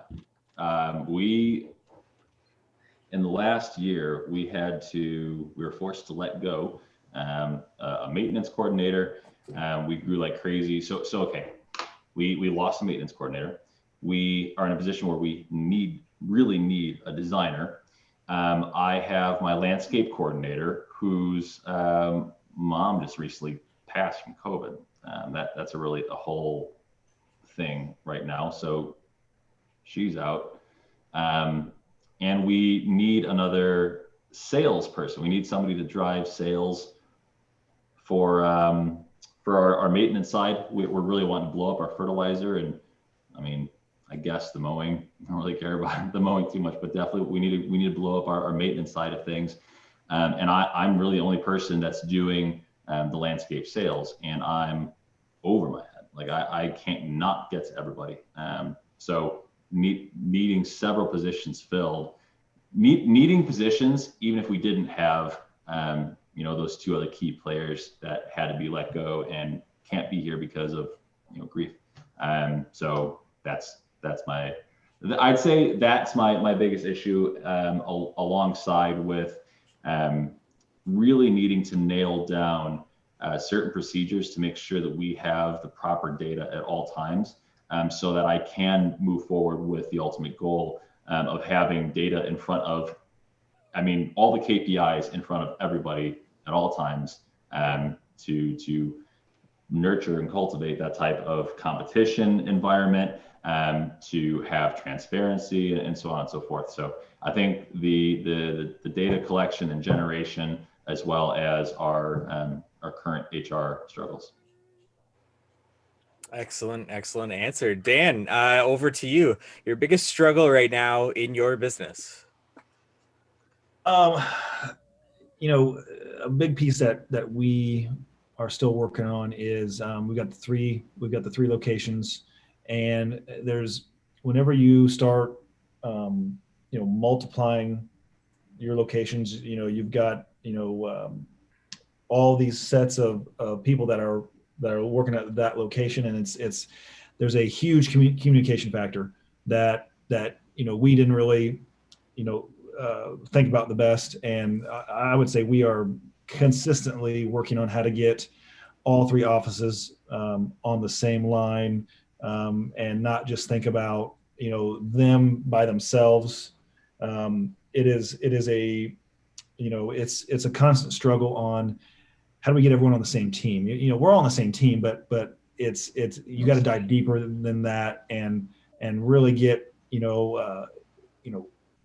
a software that talks to all three offices, and that someone from the Fisher's office can see the schedule in the Muncie office. There's logistics and communication that we've still got to really work on, and we don't have a good solution yet on. We got some procedures we're working on, but there's no catch-all software we found yet that can just link us all together and it's done. That's our biggest struggle, is we got to get everyone talking on the same page. And when you have 150 employees spread across 3 different locations, it's hard. There's a lot to go into it, and we're working on it. Mm-hmm. Absolutely. And finishing us off here, Matt, biggest struggle in Hiner outdoor living there? I feel like certain size revenues have certain sweet spots. And I feel like right now we're in a sweet spot right now. And so to make the next big leap, you go through what's called Death Valley, and because you need to do another big, huge higher push. And right now we've got 2 designers. Things are going really well, but being an entrepreneur is a blessing and a curse. I'm never satisfied. I'm blissfully discontent. And so I have a hard time just accepting what this is and not wanting to just be still. I can't do that. I have to keep creating. I have to keep growing. And so, my biggest struggle is how can I be happy with where I'm at and still move without pushing the limits too far and get myself into a position that's going to make me financially strained again. And then, because I have big dreams, I'm working on designs for the office right now. And I'm looking at this, and I just had an engineer here to build a new roof structure earlier today. And I'm like, okay, this, should I just chill and just enjoy where I'm at, or do I just keep going? And I can't just not keep going. This is a drug for me. And I just have so much fun, just making this experience bigger and better. And so my biggest struggle is myself, always and forever. So, but, I can echo these guys are saying with personnel and that kind of stuff too. But at the end of the day, the biggest struggle is always going to be me. Excellent answer. And if you're listening to this right now and you're not already following all these guys online, we shouted out their Instagrams at the beginning. We have 8 combined man hours already running into this episode. That's a full day's worth of work for a person. So if you're not already following them, I don't know how you wouldn't be at this moment in time. As we get to our closing comments and remarks here, I'm going to shoot it over to each one of you guys. Let our audience know where they can find you, where they can reach you. Anything else that you want to leave to them as we close out? Matt, let's kick it off with you. Anything that you want to leave the audience with? Any closing comments, remarks, and where can we find you? Mike, once again, really appreciate you having me. It's really nice to be in such great company. Looking forward to a day when we can all meet face to face have a beer, drink a whiskey, something. But people can find me. I'm most active on Instagram. Follow me at the yardist_yardist. And that can get you links to my business and that kind of stuff too. Amazing. And Thank good you. to hear from your dog as well. I think the dog is hungry. It's past his dinner time by a couple hours. Gotcha. He's not used to being at the office this late. So. And throwing it on over to Dan. Dan, closing comments, remarks. Where can we find you? Reach out to you. Hey, and Mike, first of all, this was a great group, and I agree with Matt. I mean, this is great company. You know, this is I was just thinking, how do we make this like a regular thing?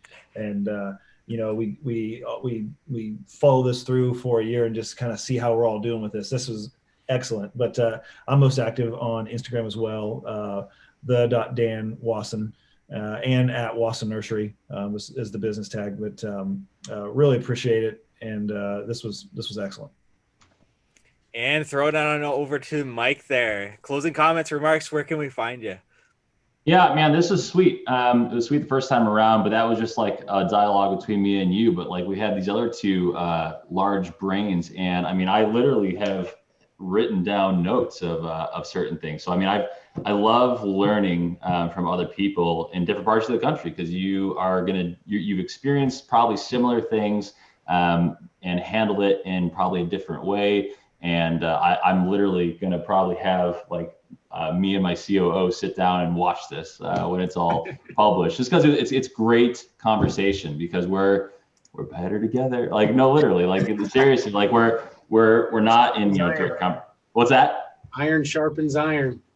Hey, biblical. Yeah, we're seriously though, it's a lot of fun. I'm glad that you did this. It's a really cool thing what you built, Michael, this how-to hardscape thing. Like, it started out, I remember getting the first follow and I'm like, what is this guy, you know? And it's blown up into this actual thing, and you are doing a really cool job. Like, you ask really digging questions that provoke great conversation. So kudos to you. You're doing a fantastic job. You are right where you need to be. My Instagram handle is at Creekside NWI, like Northwest Indiana. So at Creekside NWI is for Instagram, Facebook, any of that kind of stuff. Thank you, Mike, and thank you, Dan, Matt, and thank you all for your time. It does mean a lot to me, and I do know that it does mean a lot to our audience. You're giving up personal time to be here. It means the world to me personally, and this platform wouldn't exist without guys like you coming on and giving this time and giving back to the community, because that's what this is all about: giving back to the community, giving back to the industry, and really pushing this industry forward with your knowledge. And with that said, thank you for listening to today's podcast episode. Visit us at howtohardscape.com for more information. Subscribe, leave a rating, comment, whatever you might do with How to Hardscape.